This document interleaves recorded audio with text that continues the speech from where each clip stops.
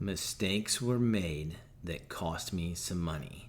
But I actually think these were some good mistakes because I just got back a bunch of modern books from CGC, and about 2 weeks ago, they hit me up for another $145, which I think means that some of these books were in a high enough grade that it was a mistake to put them in the modern tier, and they instead should have been submitted in the standard tier, which means they have over a $400 full market value. And boy, do I hope that is what happened. And I think I'm going to learn a lot from this submission. First of all, because these are the first modern books that I've ever gotten back, and some of them are in high grade, and I'm going to see for the first time really what is the difference between a 9.4 and a 9.6, and obviously that's going to help me a lot going forward. And second of all, I use CCS to press these, and I'm going to see how good of a job they did. Now, I looked at these books before getting my wife to tape over the grades, just to kind of reevaluate what I thought in January, and I saw some pressable defects on a few of them, and so far my impression of CCS isn't the greatest, but I hope I find out there's some truth to the suspicion that some people have that if you use CCS, then CGC will look on you a little more favorably. So let's get started. First of all, we've got Daredevil number 131. And this is one of the books, if you saw my last CGC unboxing from a few months ago, I inherited a bunch from my father-in-law, and this was one of the keys that was in it. This, of course, contains the first appearance of Bullseye, one of my favorite villains in Marvel. And when I submitted it, all these, I'm a little more cautious than I was when I submitted them. This book really looks beautiful in terms of not having color breaks, but it does have some foxing. And I found out from the Incredible Hulk 181 that I got out of this collection that's already come back that CGC is going to hit foxing pretty hard. And so the 181 was a 6.5. And that's kind of what I am hoping to get here. And it's hard to even look at it. So, 5.5. Man, that's a real shame because it is so beautiful, but it does have a lot of foxing.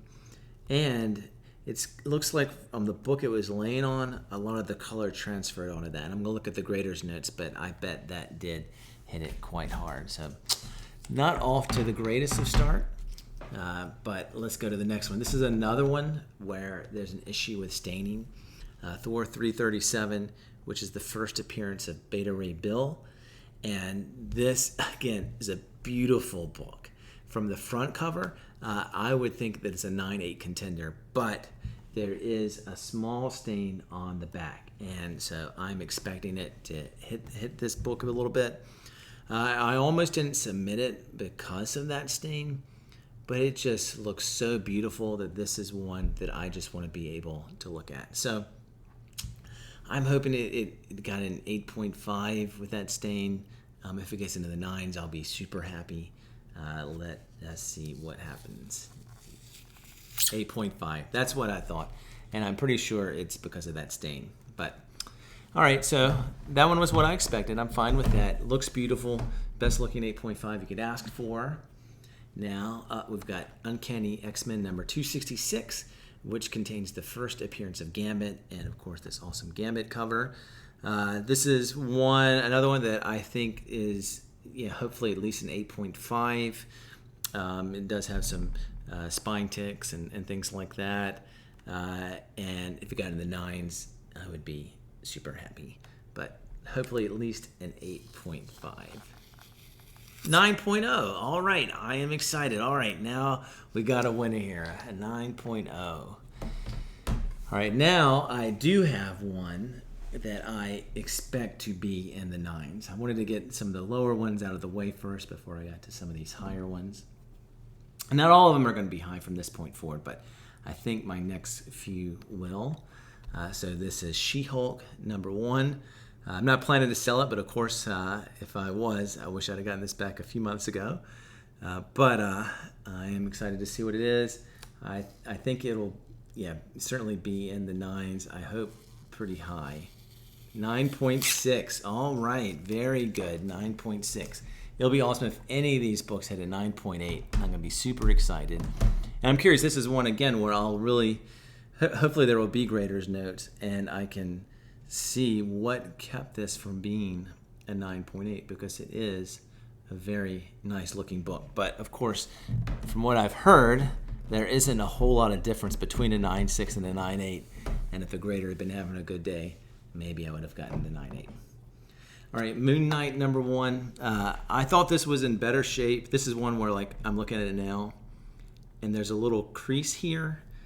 And man, I don't know if that was there when I sent it, but I guess it was. Can't believe I missed it if it was, but it'll still hopefully be in the 9s. Another 9.6. All right, well, I'm pretty happy after seeing that crease. It is a small one, but I'll take a 9.6 Moon Knight number 1 with that crease. And again, yeah, it's just really interesting because I think the She-Hulk looks a lot better, but they got the same grade. All right, there are a couple good ones. Like I said, man, it'll be awesome if I ever get a 9.8. Don't know if I will.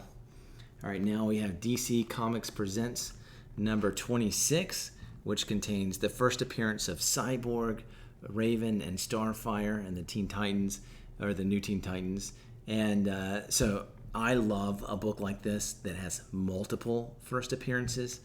And I think, again, this one should, well, I haven't looked this one over again, but if it's like I remember, I am pretty sure it is going to be in the 9s. So let's see what we got here. 9.4. Very nice. 9.4. So super happy about that. Now, as many of you know, I am a huge Todd McFarlane fan. And so this is one of the most classic Todd McFarlane covers. Incredible Hulk number 340. And I'm also a huge Wolverine fan and a Hulk fan also. And so this is a must-have for any McFarlane fan, a must-have for any Hulk fan. I think it'll be in the 9s. I do see a couple of spine ticks. I would love to get a 9.4 or higher on this. So let's see what we've got. 9. Oh, oof. Oof. That isn't as great as I was hoping.